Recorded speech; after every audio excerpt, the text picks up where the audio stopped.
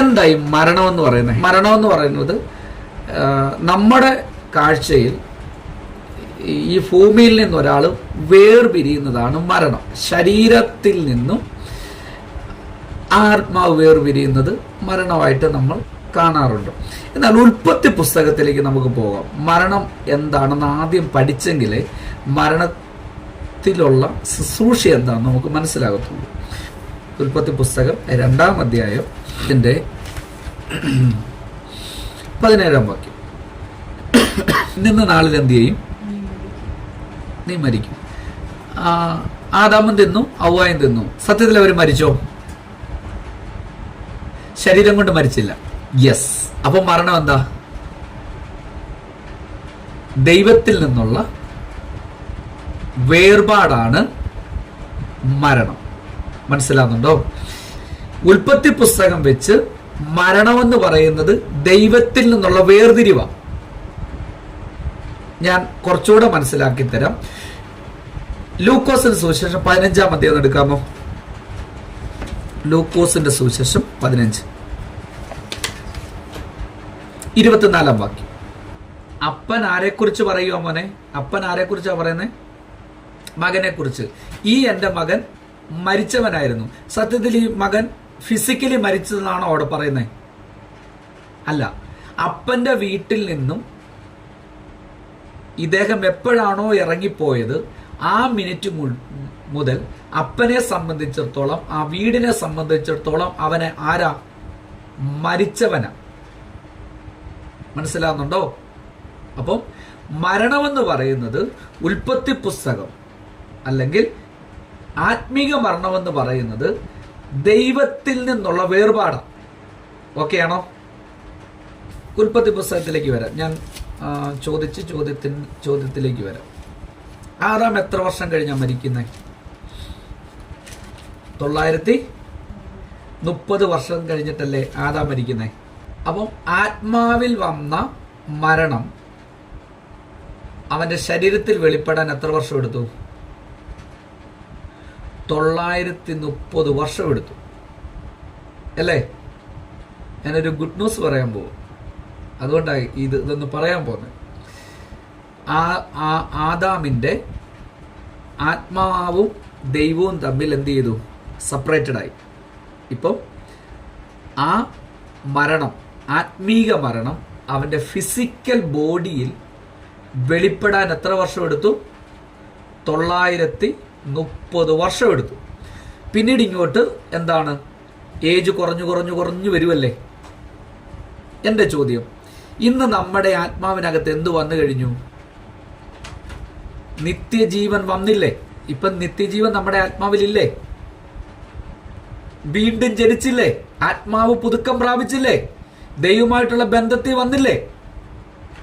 ഈ ആത്മമണ്ഡലത്തിൽ വന്ന, സ്പിരിച്വലി നിങ്ങളുടെ ആത്മാവിൽ വന്ന ആ ജീവൻ നിങ്ങളുടെ ശരീരത്തിൽ വെളിപ്പെട്ടാൽ നിങ്ങളൊരു സൂപ്പർ നാച്ചുറൽ മനുഷ്യനായിട്ട് മാറും. കാരണം ആത്മാവിൽ വന്ന ജീവൻ നിങ്ങളുടെ ദേഹിയിലൂടെ പാസ് ചെയ്ത് നിങ്ങളുടെ ശരീരമണ്ഡലത്തിൽ വെളിപ്പെട്ടാൽ ഏജ് പ്രോസസ്സിംഗ് സ്റ്റോപ്പായി പോകും. നിങ്ങൾക്ക് രോഗിയാകാൻ പറ്റാത്തായി പോകും. പകർച്ചവ്യാധികൾ നിങ്ങളുടെ ശരീരത്തിൽ തൊടാൻ പറ്റാത്തത്ര പോലെ നിങ്ങളുടെ ശരീരം ഒരു ഡിവൈൻ ഒരു സ്ട്രക്ചറിലേക്ക് മാറിപ്പോകും. അങ്ങനെ ഒരു നിലവാരത്തിൽ എത്തുവാൻ നമ്മൾ കൊതിച്ചാൽ, അതിനുവേണ്ടി നമ്മുടെ മൈൻഡും നമ്മുടെ ശരീരവും ഒന്ന് സമർപ്പിച്ചാൽ, ഞാൻ ഇങ്ങനെ പറയുന്നു, ദീർഘായുസോടെ ഇരിക്കുവാൻ കർത്താവ് നമുക്ക് കൃപ തരും. ആദാമിന്റെ ആത്മാവിന്റെ അകത്ത് വന്ന ആ മരണം എന്താണെന്ന് ഞാൻ പറഞ്ഞു. ദൈവത്തിൽ നിന്നുള്ള അകൽച്ചയാണ് മരണം. ആ അകൽച്ച അവന്റെ അകത്ത് വർദ്ധിച്ച് അവന്റെ ശരീരത്തെയും ബാധിച്ചപ്പോൾ ഈ ഭൂമുഖത്തുനിന്നേ അവൻ അപ്രത്യക്ഷമായി. എന്നാൽ നമ്മൾ നേരെ ഓപ്പോസിറ്റാണ്. നമ്മുടെ അകത്ത് വന്ന ജീവൻ നമ്മുടെ മനസ്സിനകത്തൂടെ അല്ലെങ്കിൽ നമ്മുടെ ദേഹി പാർട്ടിലൂടെ അതിനെ എന്ത് ചെയ്തു? ടേൺ ചെയ്ത് അതിനെ മാനസാന്തരത്തിലേക്ക് കൊണ്ടുവന്നു നമ്മുടെ ഫിസിക്കൽ ബോഡിയിൽ അതിനെ ഒന്ന് റിവീൽ ചെയ്യാൻ സാധിച്ചാൽ നിങ്ങൾ ഇരിക്കുന്നിടം മുഴുവനും നിങ്ങളുടെ നിഴലിനകത്ത് പോലും എന്ത് വ്യാപരിക്കുമെന്നറിയാമോ? ദൈവസാന്നിധ്യം വ്യാപരിക്കും. ഇത് ഇടയ്ക്കിടയ്ക്കൊക്കെ നിങ്ങളിലൊക്കെ ഇത് നടക്കുന്നുണ്ട്. അതുകൊണ്ടാണ് നിങ്ങൾ രോഗിയുടെ മേൽ കൈവെക്കുമ്പോൾ രോഗി സൗഖ്യമാകുന്നത്. അപ്പോസ്തലന്മാരുടെ കാലഘട്ടം വന്നപ്പോൾ അപ്പോസ്തലന്മാർ നടന്നുപോയ സ്ഥലങ്ങളിൽ, റോഡ് സൈഡുകളിൽ രോഗികളെ കിടത്താനുള്ള കാരണം എന്താണെന്നറിയാമോ? അവരുടെ നിഴലിനകത്തൂടെ പോലും എന്ത് വ്യാപരിക്കാൻ തുടങ്ങി? ഉള്ളിൽ വന്ന സാന്നിധ്യം വെളിപ്പെടാൻ തുടങ്ങി. നിങ്ങളുടെ അകത്ത് വന്ന ആത്മമണ്ഡലത്തിൽ നിൽക്കുന്ന ദൈവ സാന്നിധ്യം നിങ്ങളുടെ ദേഹിയിലൂടെ വ്യാപരിച്ച് നിങ്ങളുടെ ശരീരത്തിലൂടെ പുറത്തേക്ക് വ്യാപരിക്കുമ്പോൾ നിങ്ങളുടെ ചുറ്റുമുള്ളവർക്ക് ദൈവത്തിന്റെ മഹത്വത്തെ അനുഭവിച്ചറിയത്തക്കവണ്ണം ഒരു ഗ്ലോറിയസ് ശുശ്രൂഷ, ഒരു ശക്തിയേറിയ ശുശ്രൂഷകൾ ഈ ദിവസങ്ങളിൽ നിങ്ങളുടെ മേൽ വെളിപ്പെട്ടു വരുവാൻ നിങ്ങൾ ആഗ്രഹിച്ചു പ്രാർത്ഥിക്കണം. ഈ ശുശ്രൂഷകൾ കൊണ്ട് ഞാൻ ആഗ്രഹിക്കുന്ന അതൊക്കെയാണ്, എൻ്റെ അകത്ത് വ്യാപരിക്കുന്ന ആ ദൈവ സാന്നിധ്യം. കർത്താവേ, എൻ്റെ കണ്ണിലൂടെ, എൻ്റെ വോയിസിലൂടെ, എൻ്റെ സ്പർശനത്തിലൂടെ, എൻ്റെ ഷ്വാളിലൂടെ, കർത്താവേ എൻ്റെ നിഴലിലൂടെ എല്ലാം അത് സ്പ്രെഡ് ചെയ്യട്ടെ എന്ന് അത് ആഗ്രഹിക്കണം. അതിനുവേണ്ടി അങ്ങനെ നിങ്ങൾ പ്രാർത്ഥിക്കണം. നിങ്ങളായിരിക്കുന്ന റൂമിനകത്ത്, സഞ്ചരിക്കുന്ന വാഹനത്തിൽ, പോകുന്ന ഓഫീസിനകത്ത്, സ്കൂളിനകത്ത്, എവിടെയാണോ ഇരിക്കുന്നത് അവിടെ എല്ലാം ഇത് വ്യാപരിക്കാൻ തുടങ്ങും. കഴിഞ്ഞ നൂറ്റാണ്ടിൽ ലോക രാജ്യങ്ങളെ ഇളക്കിയ ദൈവ മനുഷ്യന്മാർ ജീവിച്ചിരുന്ന കാലഘട്ടങ്ങളുണ്ടായിരുന്നു.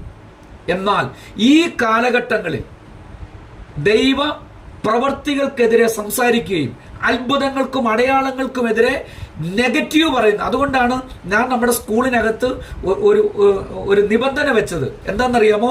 നിങ്ങൾ ഒരിക്കലും പരിശുദ്ധാത്മാവിന്റെ പ്രവൃത്തിക്കെതിരെ സംസാരിക്കരുത്. അത്ഭുതങ്ങളും അടയാളങ്ങൾക്കുമെതിരെ സംസാരിക്കാൻ പാടില്ല. വീര്യപ്രവൃത്തികൾക്കെതിരെ സംസാരിക്കാൻ പാടില്ല.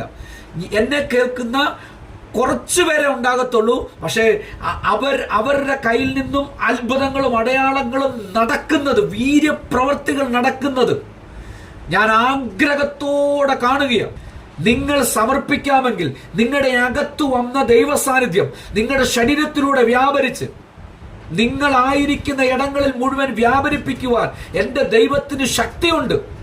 അതിനുവേണ്ടിയാണ് ഈ ദിവസങ്ങളിൽ നമ്മൾ പ്രാർത്ഥിക്കുകയും ഉപവസിക്കുകയും ഒക്കെ ചെയ്യേണ്ടത്. ഹല്ലേലൂയ. അങ്ങനെ നമ്മുടെ അകത്തു വന്ന ജീവനെ പുറത്തെടുക്കുവാനുള്ള ആർത്തി നമ്മുടെ അകത്തുണ്ടായിരിക്കണം. മരണമെന്ന് പറയുന്നത് ദൈവത്തിൽ നിന്ന് എന്താ? അകൽച്ചയാണ്. ദൈവത്തിൽ നിന്നുള്ള അകൽച്ചയാണ് മരണം. അകൽച്ച, അത് എഴുതി വെച്ചോ. ദൈവത്തിൽ നിന്നുള്ള അകൽച്ച. ഈ പാപം ചെയ്തപ്പം എന്ത് സംഭവിച്ചു? ദൈവത്തിൽ നിന്ന് ആരകന്നു? മനുഷ്യൻ അകന്നു. ഈ മനുഷ്യൻ ദൈവത്തിൽ നിന്ന് അകന്നതോടുകൂടെ ഇപ്പം ദൈവത്തിന്റെ സാന്നിധ്യം മനുഷ്യനില്ല. പകരം ദൈവം അവന്റെ മുമ്പിൽ എന്ത് വെച്ചെന്നറിയാമോ? ദൈവം പറയുന്ന ചട്ടങ്ങളും പ്രമാണങ്ങളും അനുസരിപ്പാൻ ദൈവം അവന്റെ കൈ കൊടുത്തു. ദൈവം അവന്റെ കൂടെയില്ല. പകരം ദൈവം പറയുന്ന ചട്ടങ്ങൾ, പ്രമാണങ്ങൾ അനുസരിപ്പാൻ ദൈവം അവന്റെ കൈ കൊടുത്തു. രണ്ടൊന്ന് വാക്യം കൂടെ നമുക്കൊന്ന് എടുക്കാം. നമുക്ക് കുറച്ചുകൂടെ നമുക്കൊന്ന് മനസ്സിലാകും. റോമർ 3:20 വായിച്ചു. ന്യായപ്രമാണത്താൽ എന്തിൻ്റെ പരിജ്ഞാനമേ വരത്തുള്ളൂ? പാപത്തിന്റെ പരിജ്ഞാനം വരും. അതായത് പാപം എന്താണെന്ന് അറിയിക്കുന്നതാണ് പ്രമാണം എന്ന് പറയുന്നത്. അതറിയണമെങ്കിൽ 7-ാം അധ്യായത്തിലേക്ക് വാ. റോമലേഖനം 7 വാ. 7 മുതൽ വായിക്കാമോ?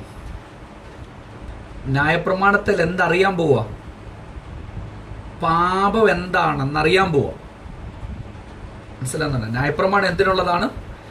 പാപം എന്താണ് എന്ന് പഠിപ്പിക്കുന്നതാണ് പ്രമാണം. ഓക്കെ, ഇനി താട്ട് വായിച്ച്. മോഹിക്കരുതെന്ന് ന്യായപ്രമാണം പറയാതിരുന്നു എങ്കിൽ ഞാൻ എന്തിനെ അറിയത്തില്ലായിരുന്നു? മോഹത്തെ എന്ത് ചെയ്യത്തില്ല? അറിയത്തില്ലായിരുന്നു. മനസ്സിലാകുന്നുണ്ടോ? ന്യായപ്രമാണം എന്നോട് പറഞ്ഞു, അപ്പം ന്യായപ്രമാണം എൻ്റെ കയ്യിലില്ലെങ്കിൽ ഇത് മോഹം എന്താണെന്ന് പോലും എനിക്കറിയാതെ പോകും. ശ്രദ്ധിച്ച് കേൾക്കണേ. ന്യായപ്രമാണം എൻ്റെ കയ്യിലില്ല എങ്കിൽ ഈ മോഹം എന്താണെന്ന് പോലും എന്ത് ചെയ്യും, എനിക്കറിയത്തില്ല. അറിയാത്തൊരു ലോകത്തിൽ ഞാൻ എന്ത് ചെയ്തേനം, ജീവിച്ചേനം. പക്ഷെങ്കിൽ ന്യായപ്രമാണം എൻ്റെ കൈ വന്നപ്പോൾ മോഹം എന്താണെന്നും അത് ചെയ്താൽ എന്ത് സംഭവിക്കുമെന്നും ആര് പഠിപ്പിച്ചു? പ്രമാണം എന്നെ പഠിപ്പിച്ചു. പാപമോ അവസരം ലഭിച്ചിട്ട് കൽപ്പനയാൽ എന്നിൽ സകലവിധ മോഹവും ജനിപ്പിച്ചു. മനസ്സിലാവുന്നുണ്ടോ? അപ്പോൾ മോഹത്തെ എനിക്കറിയാത്തൊരു കാലഘട്ടം ഉണ്ടായിരുന്നു. എന്നാൽ ന്യായപ്രമാണം വന്ന് എന്നോട് പറഞ്ഞു മോഹിക്കരുതെന്ന് പറഞ്ഞു. ഈ മോഹിക്കരുതെന്ന് പറഞ്ഞു കഴിഞ്ഞപ്പോഴത്തേന് ഈ അങ്ങനെ ഒരു കൽപ്പന വന്നതോടുകൂടെ എന്ത് ചെയ്തെന്നറിയാമോ? എന്നിൽ സകല മോഹങ്ങളും ജനിച്ചു. രസം എന്നാണെന്നറിയാമോ? എനിക്ക് മോഹിക്കരുതെന്നാണ് ആഗ്രഹം. പക്ഷെങ്കിൽ ദൈവത്തിൽ നിന്നും ഞാൻ വേർവിട്ടിരിക്കുന്നത് കൊണ്ട് എനിക്കതിനുള്ള കഴിവില്ല. മനസ്സിലാവുന്നുണ്ടോ? കാരണം ഏദൻ തോട്ടത്തിൽ വെച്ച് പാപം ചെയ്ത് മനുഷ്യൻ ആരോടകന്ന് കിടക്കുക? ദൈവത്തിൽ നിന്ന് അകന്ന് കിടക്കുക. അപ്പം അവന്റെ അകത്ത് എന്ത് വ്യാപരിക്കുന്നുണ്ട്? ആ സപ്രേഷൻ, ആ മരണം എന്ത് ചെയ്യുന്നുണ്ട്? വ്യാപരിക്കുന്നുണ്ട്. ഈ ദൈവം കൂടെ ഉണ്ടെങ്കിലേ നമുക്ക് ബലമുള്ളൂ, ഇല്ലേ നമ്മൾ ബലഹീനരാകും. മനസ്സിലാവുന്നുണ്ടോ? ഇപ്പം നിങ്ങൾക്ക് മണിക്കൂറുകൾ പ്രാർത്ഥിക്കാനുള്ള ബലം തരുന്നത് നിങ്ങളുടെ കഴിവല്ല. ആര് കൂടെ ഉള്ളത് കൊണ്ടാ? ദൈവം കൂടെ ഉള്ളത് കൊണ്ടാ. ഒരു പാപത്തെ ജയിക്കാനുള്ള കാരണം നിങ്ങളുടെ കഴിവല്ല.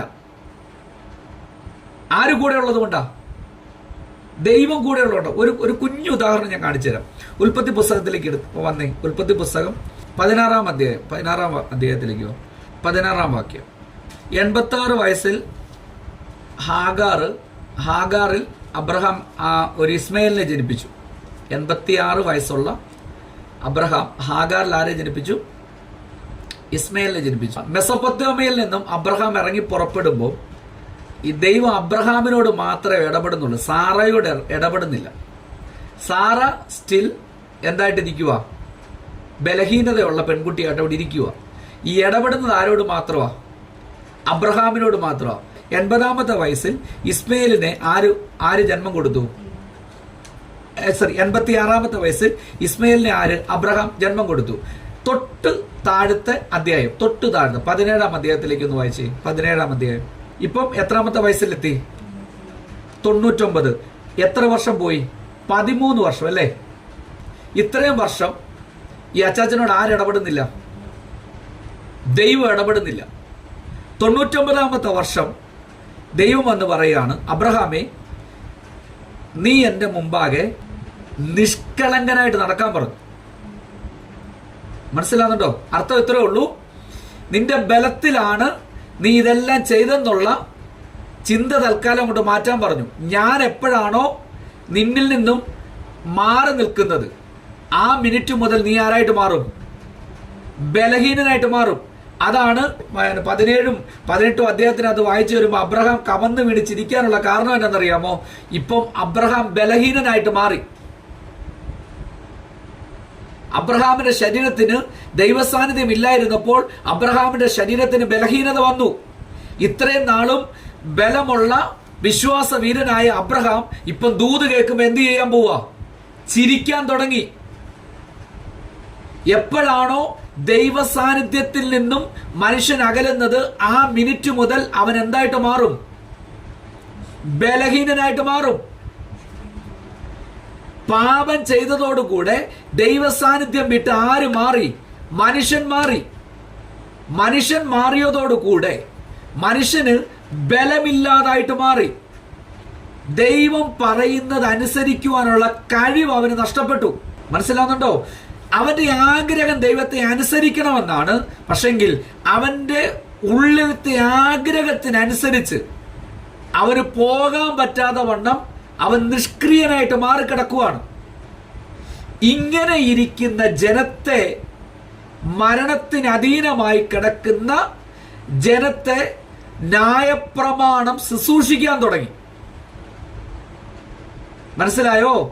മരണത്തിന് അധീനനായി കിടക്കുന്ന, ബലഹീനതയ്ക്ക് അധീനനായി കിടക്കുന്ന, ദൈവത്തിൽ നിന്നും അകന്നു കിടക്കുന്ന ഈ ജനത്തെ ന്യായപ്രമാണം എന്ത് ചെയ്യാൻ തുടങ്ങി? ശുശ്രൂഷിക്കാൻ തുടങ്ങി, അവരെ നടത്താൻ തുടങ്ങി. ഇത് ഒരിക്കലും ജീവങ്കിലേക്കുള്ള പോക്കല്ല. അവരുടെ ഉള്ളിൽ പാപത്തിന്റെ ചിന്ത കൊടുത്തു, പാപത്തിന്റെ പരിജ്ഞാനം കൊടുത്തിട്ട് അവർ വീണ്ടും വീണ്ടും ബലഹീനരെന്ന് ഈ ന്യായപ്രമാണം അവരോട് പറഞ്ഞുകൊണ്ടിരുന്ന ആ പ്രോസസ്സിംഗ് ആണ് മരണത്തിന്റെ ശുശ്രൂഷ എന്ന് പറയുന്നത്. ഒരു വാക്യം കൂടെ എടുക്കുക. അപ്പൊ യെശയ്യാവ് 59 1-2. പാപം ദൈവത്തെയും നമ്മളെ എന്ത് ചെയ്യും? അകറ്റും. ഈ അകൽച്ചയാണ് മരണമെന്ന് പറയുന്നത്. സത്യത്തിൽ യേശു കർത്താവ് വന്നത് എന്തിനു വേണ്ടിയാ? മരണം ആസ്വദിക്കാനാണെന്ന് എബ്രായ ലേഖനക്കാരൻ പറയുന്നുണ്ട്. ആ വാക്യം എഴുതി വെച്ചു. എബ്രായ ലേഖനം 2:9 എടുത്തേ. മരണം ആസ്വദിക്കുവാൻ അല്ലേ? ഒരു മിനിറ്റ് എല്ലാവരും എടുക്കണേ. എബ്രായ ലേഖനം 2:9. മരണം ആസ്വദിക്കാൻ. മരണം എങ്ങനെ ആസ്വദിക്കുന്നത്? മരണം നമുക്ക് ആസ്വദിക്കാൻ പറ്റുമോ? എപ്പം മരണം ഒരിക്കലും എന്ത് ചെയ്യാൻ പറ്റത്തില്ല, ആസ്വദിക്കാൻ പറ്റത്തില്ല. അപ്പൊ എന്താ ഇവിടെ എഴുതി വെച്ചിരിക്കുന്നത്? മരണം ആസ്വദിക്കാൻ വന്നെന്ന്. മരണത്തിന്റെ എഫക്റ്റ് കർത്താവ് എന്ത് ചെയ്തു? ആസ്വദിച്ചെന്ന്. ഒരിക്കലും ഒരു മനുഷ്യനെ കൊണ്ട് മരണം ആസ്വദിക്കാൻ പറ്റത്തില്ല, മരണത്തെ എന്ത് ചെയ്യാൻ പറ്റത്തില്ല. പക്ഷെ ഇവിടെ എഴുതി വെച്ചിരിക്കുന്നു യേശു കർത്താവ് എന്തിനെ ആസ്വദിച്ചെന്ന്? മരണത്തെ ആസ്വദിച്ചെന്ന്. ഞാൻ പറഞ്ഞു മരണം എന്താണെന്ന്. ഞാൻ പറഞ്ഞു മരണം എന്താ? ദൈവത്തിൽ നിന്നുള്ള അകൽച്ചയാണ്. അങ്ങനെ ഉണ്ടെങ്കിൽ യേശു എന്താ ആസ്വദിക്കാനാ വന്നെന്നറിയാമോ? ആദാം എന്താണോ അനുഭവിച്ചത്, ആദാം ദൈവത്തിൽ നിന്ന് സെപ്പറേറ്റഡ് ആയതുപോലെ ഒന്നാമത്തെ ആദാം ദൈവത്തിൽ നിന്നും സെപ്പറേറ്റഡ് ആയതുപോലെ ഒടുക്കത്തെ ആദാമും സെപ്പറേറ്റഡ് ആയി. നിങ്ങളൊരു വാക്യം എടുത്തേ. മത്തായിയുടെ സുവിശേഷം ഒന്നെടുത്തേ. 27-ാം അധ്യായം എടുത്തേ. മത്തായിയുടെ സുവിശേഷം 27, 45, 46. യേശു എപ്പോഴാ പിതാവുകളിൽ നിന്ന് അകന്നേ? മാനവകുലത്തിന്റെ പാപം മുഴുവനും ആരുടെ മേൽ വന്നു? യേശുവിന്റെ മേൽ വന്നു. പാപത്തിന്റെ ശമ്പളം എന്താണ്? മരണവ. റോമലേഖനം 6:23. പാപത്തിന്റെ ശമ്പളം എന്താണ്? മരണവ. എന്ത് മരണവ? ദൈവത്തിൽ നിന്ന് അകൽച്ചയാ. ലോകത്തിന്റെ മുഴുവൻ ശാപങ്ങളും അകൃത്യങ്ങളും പാപവും ആരുടെ മേൽ വന്നു? യേശുവിന്റെ മേൽ വന്നപ്പം ആര് കൈവിട്ടു?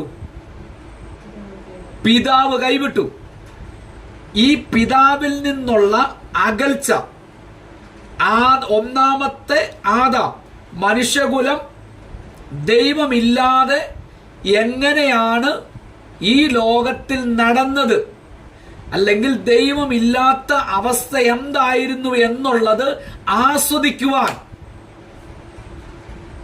നമ്മുടെ വാഴ്ത്തപ്പെട്ട കർത്താവ്, നിങ്ങൾക്കറിയാമോ, യേശു കർത്താവിന്റെ ഓരോ മൂവ്മെന്റിൽ 3.5 വർഷക്കാലം പാലസ്തീനിലെ മണ്ണിലൂടെ, തിബിരിയസ് കടൽ തീരത്തിലൂടെ എല്ലാം യേശു കർത്താവ് നടക്കുമ്പോൾ എൻ്റെ പിതാവിൻ്റെ കൂടെയുണ്ട്, എൻ്റെ പിതാവിനെ കൈവിടത്തില്ല, നിങ്ങൾ എല്ലാവരും പോയാലും പിതാവിൻ്റെ കൂടെയുണ്ട്, ഞാൻ ഒറ്റയ്ക്കല്ല, പിതാവിൻ്റെ കൂടെയുണ്ട്, കൂടെയുണ്ട്, കൂടെയുണ്ടെന്ന് പറഞ്ഞു വന്ന ആള് ഇപ്പൊ കാൽവരി ക്രൂശിൽ വന്നപ്പം പറയാ, എൻ്റെ ദൈവമേ.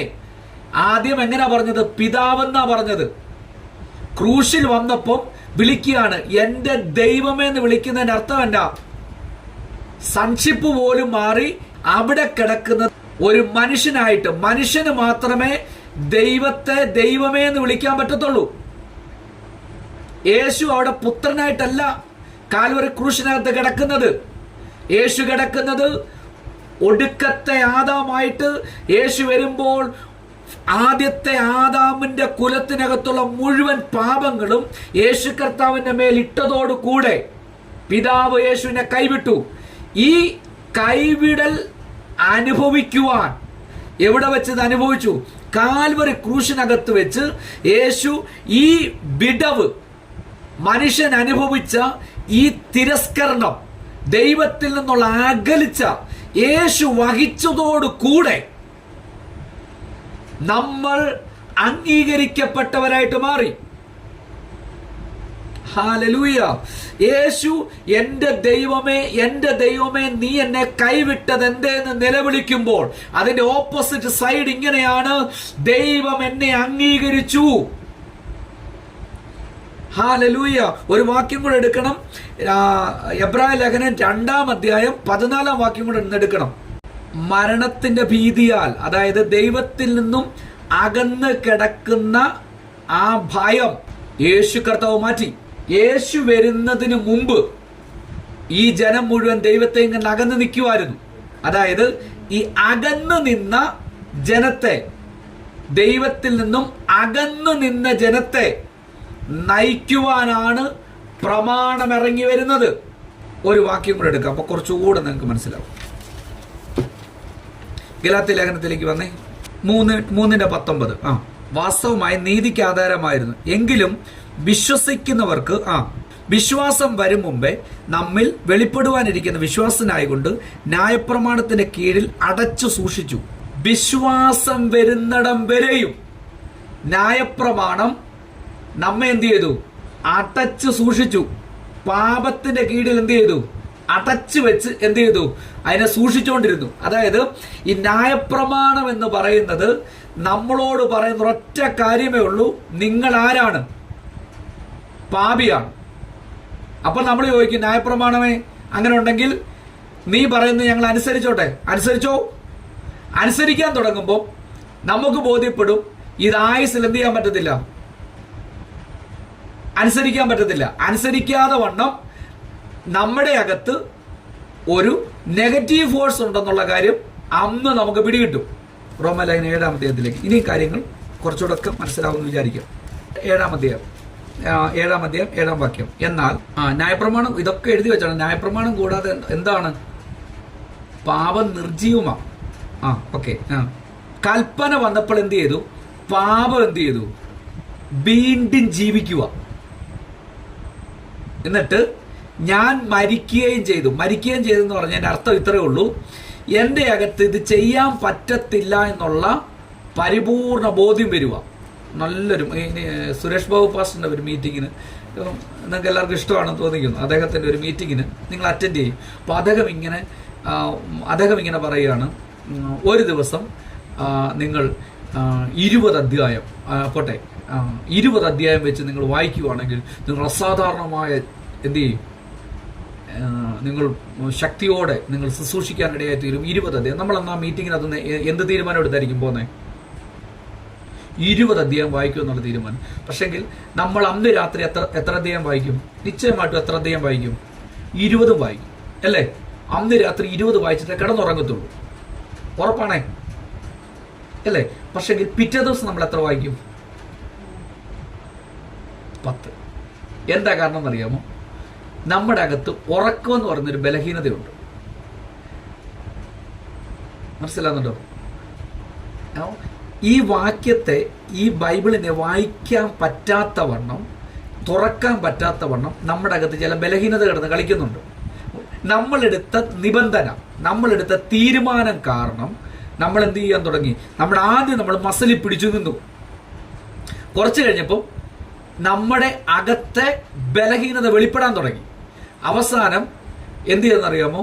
ഒരു 3 ദിവസം കഴിയുമ്പോൾ നമ്മൾ എത്ര അധ്യായം വായിക്കും? വായിച്ചാൽ രക്ഷപ്പെട്ടു.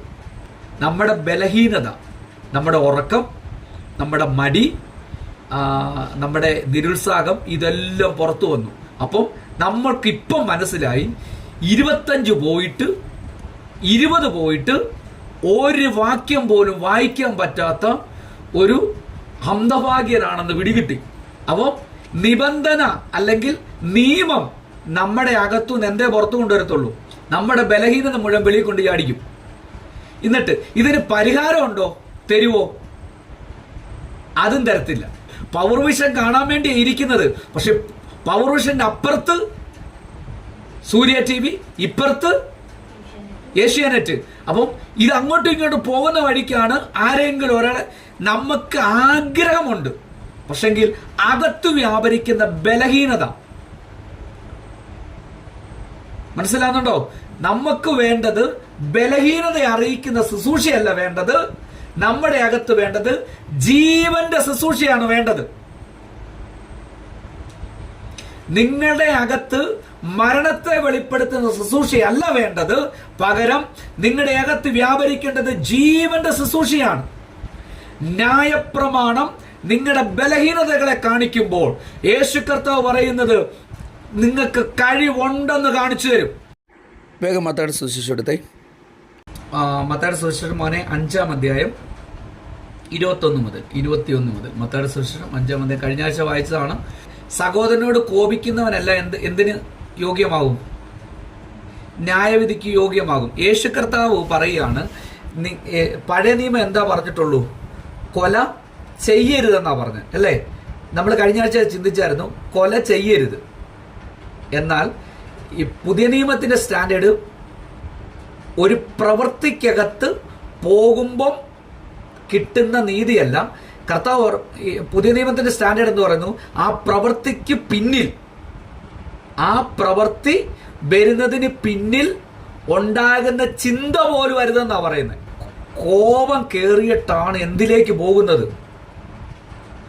അവൻ തീർക്കണമെന്നുള്ള ചിന്ത വരുന്നത് അല്ലേ? അപ്പൊ കർത്താവ് പറയുന്ന യേശുവിന്റെ പുതിയ നിയമത്തിന്റെ സ്റ്റാൻഡേർഡ് എന്താ?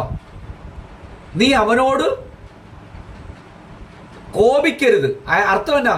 കൊലപാതകത്തിലേക്ക് എത്താനുള്ള റൂട്ടിനെ തൊടുന്നതാണ് പുതിയ നിയമ ശുശ്രൂഷ എന്ന് പറയുന്നത്. മനസ്സിലാകുന്നുണ്ടോ? പുതിയ നിയമ ശുശ്രൂഷ എന്ന് പറയുന്നത് ഒരു പ്രവൃത്തിയെ മാറ്റുവല്ല, പകരം ആ പ്രവൃത്തിയിലേക്ക് പോകുന്ന റൂട്ടിനെ പോലും ക്ലിയർ ചെയ്യുന്നതാണ്. നിങ്ങൾക്കൊരു പാപചിന്ത ഉണ്ടെങ്കിൽ ആ ചിന്ത ആ പ്രവൃത്തിയിൽ എത്തുന്നതിന് മുമ്പ് കർത്താവ് അതിനെ പൊളിക്കും. നിങ്ങൾ പാപിയാ എന്ന് പറഞ്ഞ് നടന്ന് അതിനെ ആ പാപികളെ എല്ലാം കൂടെ ശുശ്രൂഷിക്കുന്ന ഒരു ചർച്ചല്ല പുതിയ നിയമ ചർച്ച്. പകരം നിങ്ങൾക്ക് അവസരം തന്നാൽ പോലും പാപം ചെയ്യാൻ തോന്നാത്ത ലെവലിൽ, ഞാൻ ഒരു കുഞ്ഞുദാഹരണം പറയാം. ഇതിനകത്ത് പനി വന്ന എത്ര പേരുണ്ട്? നിങ്ങൾക്ക് ഏറ്റവും ഇഷ്ടപ്പെട്ട ഫുഡ് ഈ പനി വരുന്ന സമയത്ത് കഴിക്കാൻ പറ്റുമോ? നിങ്ങൾക്ക് കുഴിമന്തിയാണ് ഇഷ്ടമെങ്കിൽ ഈ കടുത്ത പനി വരുന്ന സമയത്ത് നിങ്ങൾ കുഴിമന്തി കഴിക്കുമോ? ഇല്ല. എന്നാലും എന്താ കഴിക്കുന്നേ? പനിബണ്ണും എന്താ പറഞ്ഞേ, പാലും വെള്ളവും ബണ്ണും അല്ലേ? അല്ലെങ്കിൽ കഴിച്ചെന്ന് പറയും. എന്റെ ചോദ്യം, നിങ്ങൾ എന്തുകൊണ്ടാണ് നമ്മുടെ ഇഷ്ടപ്പെട്ട ആഹാരത്തെ നമ്മൾ ഈ പനി വന്നപ്പോൾ റിജക്റ്റ് ചെയ്യാനുള്ള കാരണം എന്നാ? അതിന്റെ കാരണം ഇതിനെ അടിച്ചു കളയുന്ന ഒരു വൈറസ് അകത്ത് വന്നില്ലേ? പനി വന്നതോടുകൂടെ നമ്മുടെ ഇഷ്ടപ്പെട്ട ഭോജനത്തെ, ആഹാരത്തെ മാറ്റാനുള്ള ഒരു പവർ അകത്ത് വന്നില്ലേ? അതായത് പാപത്തിന്റെ ടേസ്റ്റ് നമ്മുടെ അകത്തുനിന്ന് കളയുന്ന ഒരു ജീവന്റെ ശുശ്രൂഷ നിങ്ങളുടെ അകത്ത് വ്യാപരിക്കുമെന്നാണ് ഞാൻ ഈ പറഞ്ഞതിന്റെ അർത്ഥം. ബലഹീനതകൾ ചൂണ്ടിക്കാണിക്കുന്ന ശുശ്രൂഷയാണ് മരണമെന്ന് പറയുന്നത്. നിങ്ങൾക്ക് കുറവുണ്ട്, നിങ്ങൾക്ക് ബലഹീനതയുണ്ട്, നിനക്കത് നേടാൻ പറ്റത്തില്ല, നിനക്ക് ഇന്ന കുറവുകളുണ്ട്, നീ ഇത് കിടക്കുകയാണ്, ഇന്നത് കിടക്കുകയാണ്, ഇങ്ങനെ പറഞ്ഞുകൊണ്ടിരിക്കുന്നതാണ് മരണത്തിന്റെ ശുശ്രൂഷ. എന്നാൽ നിന്റെ കുറവുകളെ മാറ്റിയിട്ട് നിനക്ക് കഴിവുണ്ട് എന്ന് പറയുന്നതാണ് ജീവന്റെ ശുശ്രൂഷ എന്ന് പറയുന്നത്. ഒരാമേൻ പറയണം. അതായത് ക്രിസ്തുവിൽ നിനക്ക് എന്തൊക്കെ ഉണ്ടെന്നുള്ളത് പഠിപ്പിക്കുന്നതാണ് ജീവന്റെ ശുശ്രൂഷ എന്ന് പറയുന്നത്. ഞാനൊരു കുഞ്ഞു ഉദാഹരണം കൂടെ പറയാം, അപ്പം കുറച്ചുകൂടെ നിങ്ങൾക്ക് മനസ്സിലാവും. ഒരിക്കൽ ഒരു വ്യഭിചാരത്തിൽ പിടിക്കപ്പെട്ട ഒരു സ്ത്രീയെ കൊണ്ട് ആരുടെ മുമ്പിൽ വന്നു? യേശുവിന്റെ മുമ്പിൽ വന്നു. യേശു ഒറ്റ ചോദ്യം പറഞ്ഞു, നിങ്ങളിൽ പാപമില്ലാത്തവർ ആദ്യം കല്ലെറിയിട്ടെന്ന് പറഞ്ഞു. എന്തുകൊണ്ട് എമ്മ അറിയാഞ്ഞേ? മൊത്തം പേരുടെ അകത്ത് എന്ത് വെളിപ്പെട്ട് വന്നു? പാപബോധം വെളിപ്പെട്ട് വന്നു. മനസ്സിലാകുന്നുണ്ടോ? ഈ സാധു സ്ത്രീയോട് കർത്താവ് പറഞ്ഞെന്നറിയാമോ? സാധു സ്ത്രീക്ക് അറിയാം ഞാൻ ആരാണെന്ന് അറിയാം, പാപിയാണെന്ന് നന്നായിട്ട് അറിയാം. പക്ഷെ യേശു അവളെ നോക്കിയിട്ട് പറഞ്ഞു, ആരും നിന്നെ എന്ത് ചെയ്തില്ല? ശിക്ഷ വിധിച്ചില്ലേ? ഇല്ലെന്ന് പറഞ്ഞു. ഞാനും നിന്നെ എന്ത് ചെയ്യുന്നില്ല? ശിക്ഷ ഉണ്ടെന്നും പറഞ്ഞ് ജീവിക്കുന്നതല്ല ക്രിസ്തീയ ജീവിതം. ശിക്ഷ ഇല്ലാത്തത് കൊണ്ട് ഞാൻ ഇനി പാപം ചെയ്യത്തില്ല. അതായത് ദൈവം എന്നിൽ നിന്നും അകന്നല്ല നിൽക്കുന്നത്, ദൈവം എൻ്റെ കൂടെ ഉണ്ട് എന്നുള്ള ഒരൊറ്റ ബോധ്യം കൊണ്ട്. ലൂക്കോസിന്റെ സുവിശേഷം ഒന്നുകൂടെ വായിക്കാമോ? 15:24 ഒന്നുകൂടെ എടുക്കാമോ? ലൂക്കോസിന്റെ സുവിശേഷം 15 പിതാവിൽ നിന്ന് വേർപെടുന്നത് എന്താണ്? മരണം. പിതാവിന്റെ അരികിലേക്ക് വന്നപ്പോൾ പിതാവ് എന്ത് പറഞ്ഞു? ഇവൻ ജീവിക്കുന്നു. അതായത് ഇനിയും ഇവൻ നടക്കാൻ പോകുന്നത് ആരുടെ കരം പിടിച്ചാണ്? പിതാവിന്റെ കരം പിടിച്ച് ഞാൻ നടക്കുന്നു എന്നുള്ള ബോധ്യം നിങ്ങളുടെ അകത്തു വരുത്തുന്നതാണ് ജീവന്റെ ശുശ്രൂഷ എന്ന് പറയുന്നത്. ദൈവം നിങ്ങളുടെ കൂടെ ഇല്ല എന്ന് പറയുന്നത് മരണത്തിന്റെ ശുശ്രൂഷയും, ദൈവം നിന്റെ കൂടെ ഉണ്ടെന്ന് നിങ്ങളെ പഠിപ്പിക്കുന്നതാണ് ജീവന്റെ ശുശ്രൂഷ എന്ന് പറയുന്നത്. 24 മണിക്കൂർ 365 ദിവസവും പിതാവ് കൂടെ ഇരിക്കെ ചെയ്ത് ആര് പാപം ചെയ്യും? ആര് സിനിമ കാണും? നിങ്ങളെ ചലഞ്ച് ചെയ്യുക ഞാൻ. എപ്പോഴാണ് നമ്മൾ പാപം ചെയ്യുന്നത്? അല്ലെങ്കിൽ പാപത്തിന്റെ അവസരം നമ്മൾ ഒറ്റയ്ക്കാണെന്നുള്ള ബോധ്യം വരുമ്പോഴാണ്.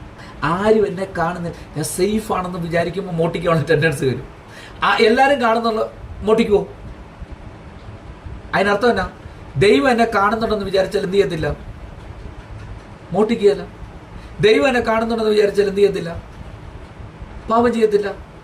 അവൻ പാപം ചെയ്യാനുള്ള ലൈസൻസ് ആര് തരുന്നത്? ദൈവം എന്നെ കാണുന്നില്ലെന്ന് പഠിപ്പിക്കുന്നിടത്തോളം കാലം എന്ത് ചെയ്യും? ദൈവം കൂടെ ഇല്ല എന്നുള്ള ചിന്ത ആര് തരുത്തുന്നോ അവരെന്ത് തന്നുകൊണ്ടിരിക്കുക?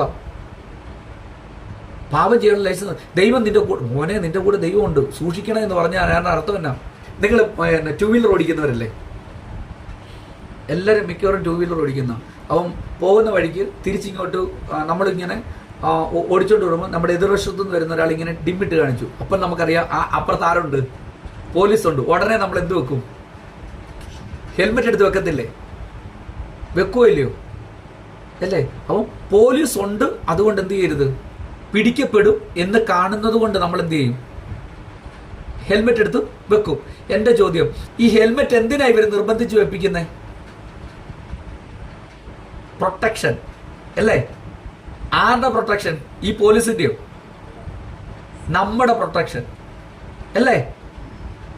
ഈ പോലീസിനെ പേടിച്ച് ഞാൻ ഹെൽമെറ്റ് വെക്കുന്നതാണോ നല്ലത്, അതോ എൻ്റെ പ്രൊട്ടക്ഷൻ ആണെന്ന് തിരിച്ചറിയുമ്പം ഹെൽമെറ്റ് യൂസ് ചെയ്യുന്നതാണോ നല്ലത്? മനസ്സിലാകുന്നുണ്ടോ?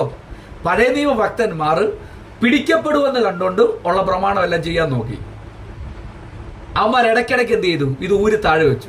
ദൈവത്തെ അനുസരിക്കുന്നത് എൻ്റെ ജീവനാണെന്ന് തിരിച്ചറിയുമ്പോൾ, ഈ വചനം അനുസരിക്കുന്നത് എൻ്റെ ജീവനാണെന്ന് തിരിച്ചറിയുമ്പോൾ ഞാൻ എന്തിനെ വെറുക്കാൻ തുടങ്ങും? പാപത്തെ വെറുക്കാൻ തുടങ്ങും. ഇല്ല, ഞാൻ ആസ്വദിക്കും. ഹെൽമെറ്റ് ഇല്ലാതെ പോകുന്ന എന്ത് സുഖമാണെന്ന്. പക്ഷെ ആ പോക്കിനകത്ത് എൻ്റെ മരണമുണ്ടെന്നുള്ള, എൻ്റെ അപകടമുണ്ടെന്നുള്ള തിരിച്ചറിവുണ്ടെങ്കിൽ ഇത് ആസ്വദിക്കാതെ ഹെൽമെറ്റ് വെക്കും. ഇനി അടുത്തത്, ഞാൻ ഹെൽമെറ്റ് വെച്ചോണ്ട് പോകുവാണ്, എനിക്ക് പോലീസിനെ പേടിക്കേണ്ട കാര്യമുണ്ടോ? അതായത് അർത്ഥം ഇത്രയേ ഉള്ളൂ, നിങ്ങൾ ദൈവത്തെ പേടിച്ചല്ല പാപം ചെയ്യാതിരിക്കുന്നത്, പകരം ദൈവം എൻ്റെ കൂടെ ഉള്ളത് കൊണ്ട്, ദൈവത്തിന് ഇതൊന്നും ഇഷ്ടമല്ലാത്തത് കൊണ്ട്, ഇതെല്ലാം എന്നെ നശിപ്പിക്കുന്നതായതുകൊണ്ട് എനിക്കിത് വേണ്ട. നമ്മളെ കൊല്ലുന്നതിനെ നമ്മൾ എന്ത് ചെയ്യും? നമ്മൾ റിജക്റ്റ് ചെയ്യും. നമ്മൾ വേണ്ടെന്ന് വെക്കൂ. നമ്മൾ പാപത്തെ അങ്ങനെ കാണേണ്ടത്. എനിക്ക് ദൈവത്തിൻ്റെ കൂടെ ജീവിച്ചാൽ മതി എന്ന് പറയുന്ന ആ ട്യൂണിൽ നിങ്ങളെ ഒരാൾ നടത്തുന്നതാണ് ജീവന്റെ ശുശ്രൂഷ എന്ന് പറയുന്നത്. ദൈവവും നിങ്ങളും അകന്നതാണെന്ന് നിങ്ങളെ പഠിപ്പിച്ചാൽ നിങ്ങൾക്ക് പാപത്തിന് അവസരം ഉണ്ടാക്കി തരുവാണ് അദ്ദേഹം. ഈ ദിവസങ്ങളിൽ ദൈവസന്നിധിയിലേക്ക് കയറുക എന്ന് പറയുമ്പോഴത്തേന് ഞാനപ്പോൾ ദൈവസന്നിധിയിലല്ലേ, ദൈവത്തിൻ്റെ കൂടെ അല്ലേ എന്നുള്ള തോന്നലുണ്ടാകും. ദൈവത്തിൻ്റെ കൂടെ അല്ലെങ്കിൽ എന്നാൽ നാളെ പോയിട്ട് നമുക്ക് പ്രാർത്ഥിച്ച് കയറാം. അങ്ങനല്ല. ഇന്നും ഈ മിനിറ്റിലും നീ ദൈവത്തിൻ്റെ കൂടെയാണ്. നിന്നെ വിട്ട് ദൈവം മാറത്തില്ല. മോളെ, നിന്നെ വിട്ട് ഒരു കാലത്ത് ദൈവം മാറത്തില്ല. പക്ഷെ ദൈവത്തിന് നിന്നോട് മിണ്ടാൻ ആഗ്രഹമുണ്ട്. നീ മിണ്ടാത്തത് എന്തേ? ഈ ദിവസങ്ങളിൽ പ്രാർത്ഥിക്കാനിരിക്കുക, ദൈവത്തോട് സംസാരിക്കുന്ന പറഞ്ഞ് ദൈവം കൂടെ ഉണ്ടെന്നുള്ള ബോധ്യം തരുത്തുന്നതാണ് ജീവന്റെ ശുശ്രൂഷ എന്ന് പറയുന്നത്. ദൈവം കൂടെ ഇല്ല എന്നുള്ള ചിന്ത ആരെങ്കിലും നിങ്ങളുടെ അകത്ത് തരുന്നുണ്ടെങ്കിൽ അതൊരു മരണത്തിന്റെ ശുശ്രൂഷയാണ്. നിങ്ങളുടെ ഊണിലും ഉറക്കത്തിലും നിങ്ങൾ തനിച്ചല്ല ആയിരിക്കുന്നത്. ദൈവം നിങ്ങളുടെ കൂടെ ഉണ്ടെന്നുള്ള ബോധ്യം നിങ്ങളുടെ അകത്തേക്ക് ഞാൻ ഇട്ടു തരികയാണ്. പരിശുദ്ധാത്മാവ് നിങ്ങളെ വിട്ട് ഒരു കാലത്തും മാറിപ്പോകത്തില്ല. പിതാവും പുത്രനും പരിശുദ്ധാത്മാവും യേശുവും നിങ്ങളുടെ കൂടെ 365 ദിവസവും 24 മണിക്കൂറും ഉണ്ടെന്നുള്ള ബോധ്യം നിങ്ങളുടെ അകത്ത് വ്യാപരിപ്പിക്കുന്നതാണ് ജീവന്റെ ശുശ്രൂഷ എന്ന് പറയുന്നത്. പ്രമാണം നിങ്ങളുടെ അകത്ത് കുറ്റം വിധിക്കുമ്പോൾ നീ കുറവുള്ളവളാണ്, നിനക്ക് പ്രാർത്ഥന കുറവുണ്ട്, നിനക്ക് ഉപവാസത്തിന്റെ കുറവുണ്ടെന്നും പറഞ്ഞ് നിന്നെ കുറ്റം വിധിക്കുമ്പോൾ, ദൈവത്തിൽ നിന്ന് അകൽച്ച നമ്മുടെ അകത്തൊരു ചിന്തയാക്കി ഇട്ടു തരുമ്പോൾ, ജീവന്റെ ശുശ്രൂഷ പറയും, ഞാൻ ഒരു കാലത്ത് നിന്നെ വിട്ട് മാറുന്നില്ല, ഞാൻ നിന്റെ കൂടെയുണ്ട്. എന്നാൽ ഈ ദിവസങ്ങളിൽ എന്റെ ശബ്ദം കേൾക്കുവാനും നിന്റെ കൂടെ ഇരിക്കുവാനും സ്വർഗം ആഗ്രഹിക്കുന്നു. എത്രത്തോളം ബൈബിൾ വായിക്കാൻ പറ്റുമോ, എത്രത്തോളം ദൈവത്തോട് കൂടെ ഇരിക്കാൻ പറ്റുമോ, അത്ര കണ്ട് നിങ്ങളെ അടുപ്പിക്കാൻ ഒരാള് ആഗ്രഹിക്കുന്നുവോ, അങ്ങനെ ഒരു ടെൻഡൻസി നിങ്ങളുടെ അകത്ത് വ്യാപരിപ്പിക്കുന്ന വാക്കുകൾ വരുന്നുണ്ടെങ്കിൽ അതൊരു ജീവന്റെ ശുശ്രൂഷയാണ്. ദൈവവും നീയും അകന്നല്ല ഇരിക്കുന്നത്. എല്ലാ കണ്ണുകളും അടച്ച് ദൈവസന്നിധിയിൽ നമ്മൾ ഒരുമിച്ച് പ്രാർത്ഥിക്കാൻ പോവാം.